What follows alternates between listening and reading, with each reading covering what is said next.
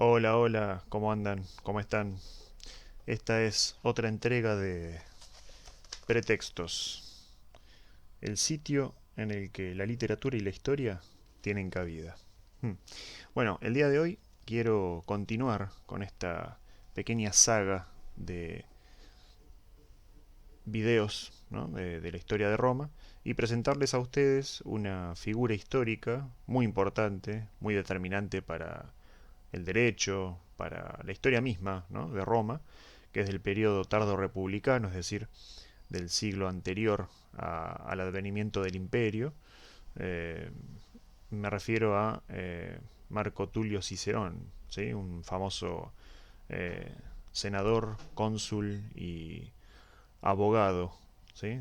Que bueno, pudo vivir del año 106 más aproximadamente antes de Cristo hasta el año 43, ¿no? Antes de Cristo, después del asesinato de Julio César en el Senado.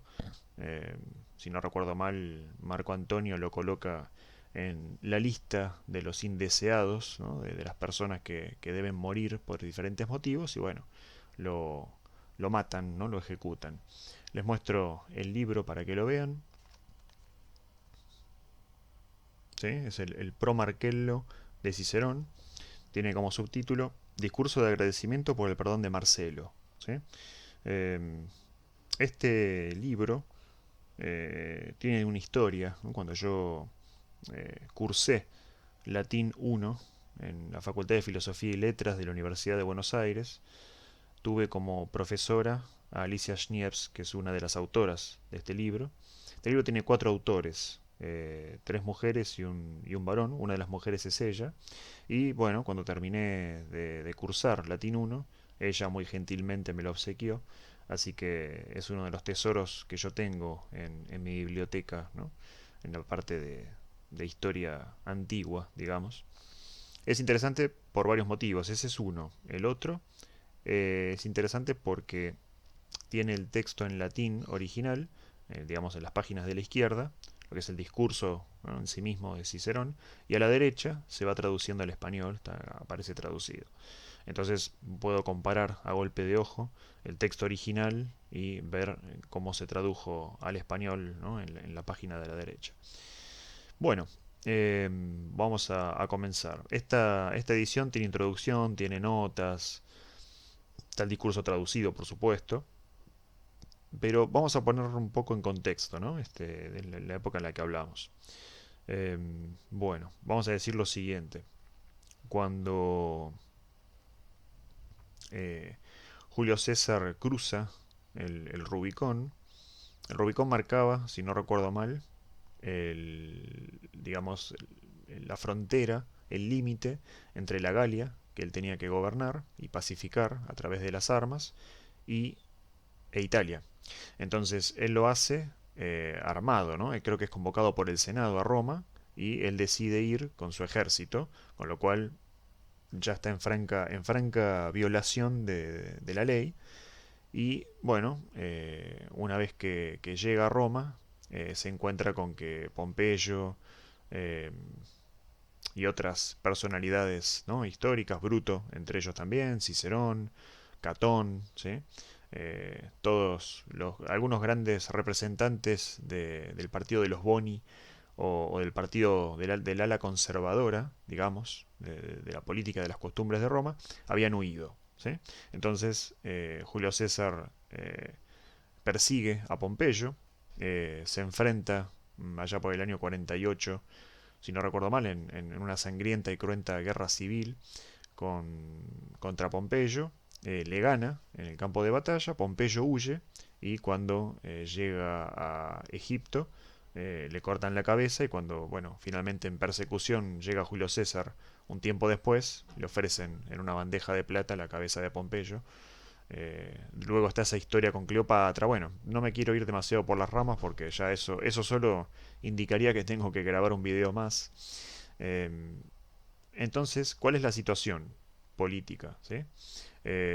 Político-histórica, si quieren. Dentro de ese grupo de personas que se van y que se unen a Pompeyo contra César, está justamente este señor Marcelo. ¿sí? Marcelo era un jurista, un abogado, ¿sí?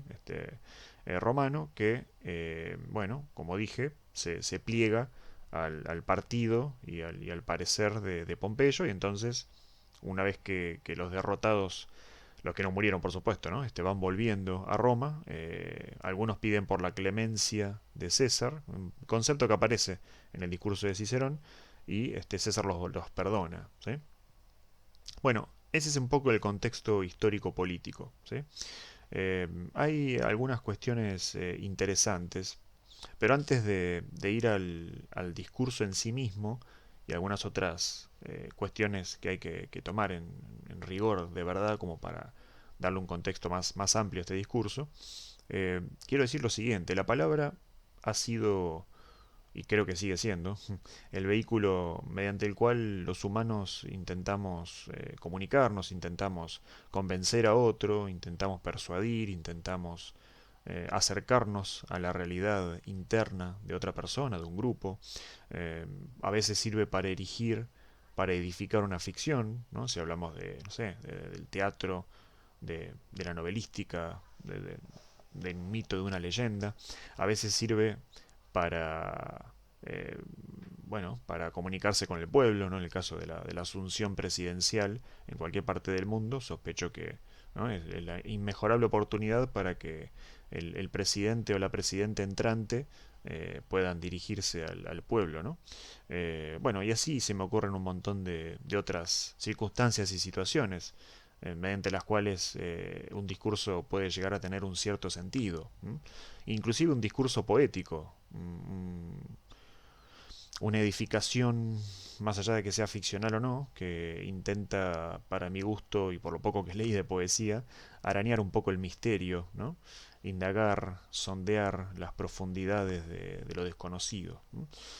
Bueno, en el plano político eso no es distinto, y bueno, Cicerón de alguna manera lo que intenta hacer en este discurso, breve, por cierto, porque no es un discurso muy extenso, es varias cosas, ¿no? En principio, los especialistas han querido ver una combinación, ¿no? de elementos, una combinación de discurso político, agradecimiento, por ejemplo, ¿sí?